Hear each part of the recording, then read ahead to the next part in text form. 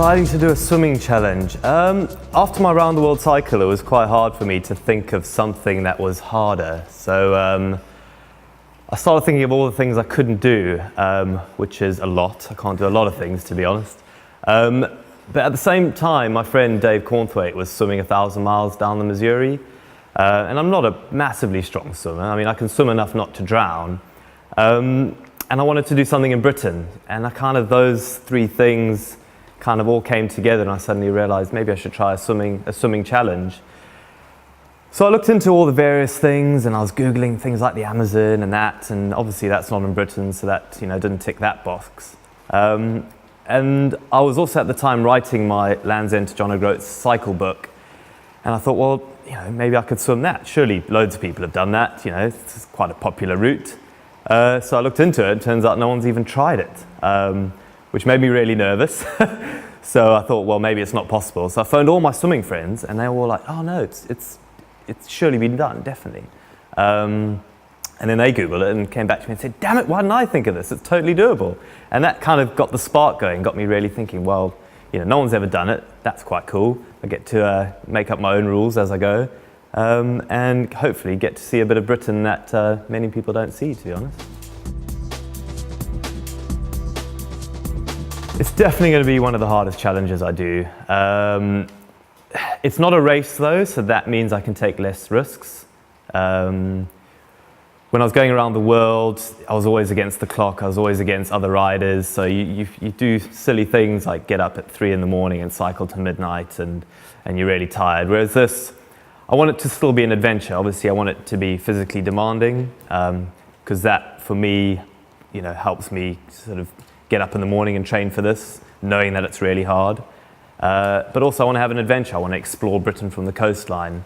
So it's definitely going to be a really, really hard challenge, but luckily, because it's not a race, I can maybe relax a little bit.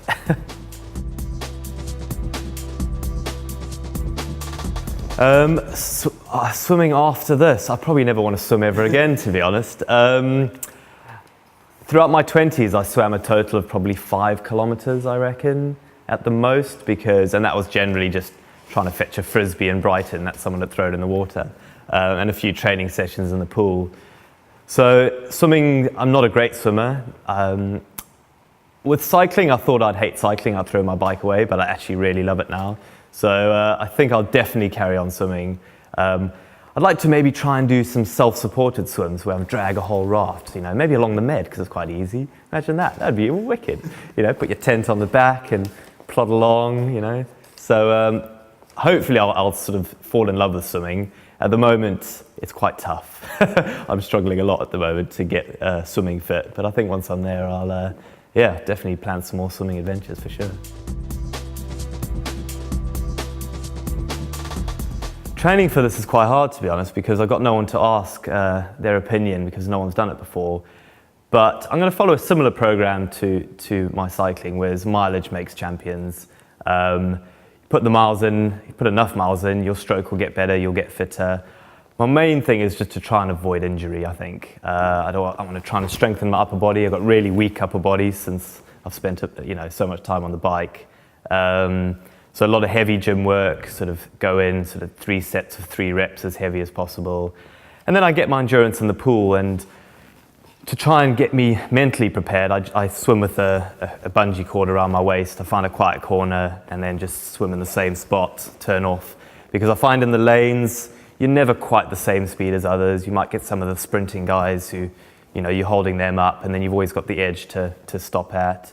So there's always that risk or that temptation to sort of have a bit of a rest. Whereas if I can just find a quiet corner, I can just go for an hour or two, put some music in hopefully, and then just switch off. So trying to do about no more than 20 hours a week, I think, training. And that includes a bit of bike still, and gym, and then in the pool. So. Yeah, no, the pool's obviously, all the pool's going to do is give me my endurance and get my muscles strong. I'm definitely still going to be going out and doing some sea swimming. I'm going to be swimming Loch Ness in June, on the 15th of June for 2 days. So, and the whole crew is going to come. It's going to be a bit of a fun weekend of getting us all to know each other. So it'll be cold, but not as sort of choppy. But I grew up on the Indian Ocean in South Africa, which is really choppy. So actually, as a kid, I was always getting tumble dried in the waves. So yeah, I think I can cope with it. Hopefully, in my mind, I can. It'll be a different story on the day, though, obviously.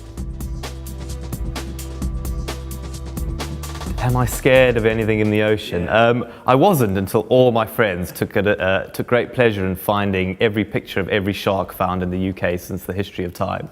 And they keep emailing at me, killer whales in Scotland, swarms of jellyfish, in the Irish Sea.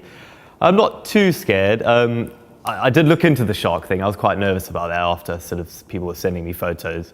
But on number 8 of shark-related deaths in the UK was 2 guys were trying to dynamite for sharks in 1956 and blew themselves up instead. If that's on the list of shark-related deaths, I think I'll be fine.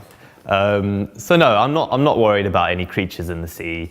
There's obviously, it's making sure the crew sort of can cope as well. So I might be able to swim in something that's quite rough, but if the support boat can't get near me, then obviously that's health and safety and that. So there's a lot of the logistics around that. That's probably a little bit more worrying than a few sharks that don't bite that hard. Plus you just get a cool scar, right?